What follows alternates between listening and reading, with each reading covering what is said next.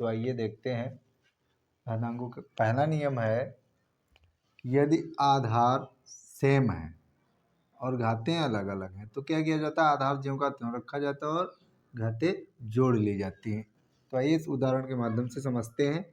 तो देखो यहाँ पे आधार सेम है तो आधार वैसे ही लिख लो, और घातें सेम है अलग अलग हैं, घातें भिन्न हैं तो घातों को जोड़ लिया जाता है। 2 + 3, 2 + 4 बराबर हो जाएगा तुम्हारा 3 और 4 2 6 घात हो गया।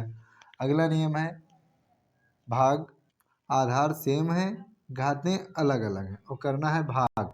तो क्या किया जाता है, आधार ज्यों का त्यों रखा जाता है और घात घटा दिया जाता है। तो आइए उदाहरण के माध्यम से समझते हैं।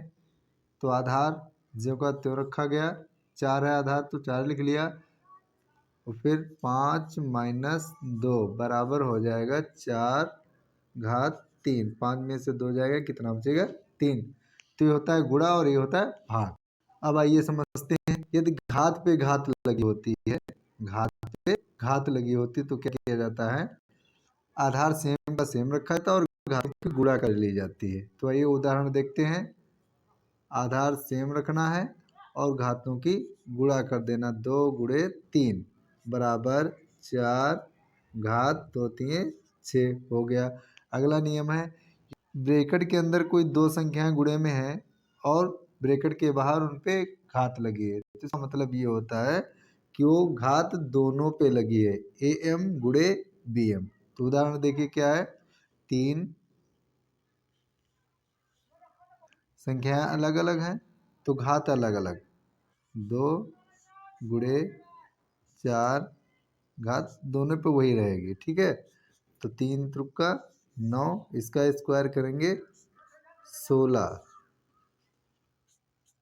अब क्या करना है, 16 9 की गुणा कर देना तो आएगा 144। अगला देखो, आधार अलग अलग है, संख्याएं अलग अलग हैं और घात सेम है, तो उसका मतलब ये होता है उन दोनों संख्याओं की गुणा कर लेना और घात ज्यों की त्यों रखना है।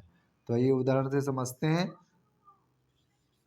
2 स्क्वायर × 3 स्क्वायर है तो इन दोनों की गुणा कर लेंगे, कितना हो जाएगा 2 3 6, और घात ज्यों की त्यों रहती है। तो उम्मीद करते हैं ये नियम आपको अच्छी प्रकार से समझ में आया होगा।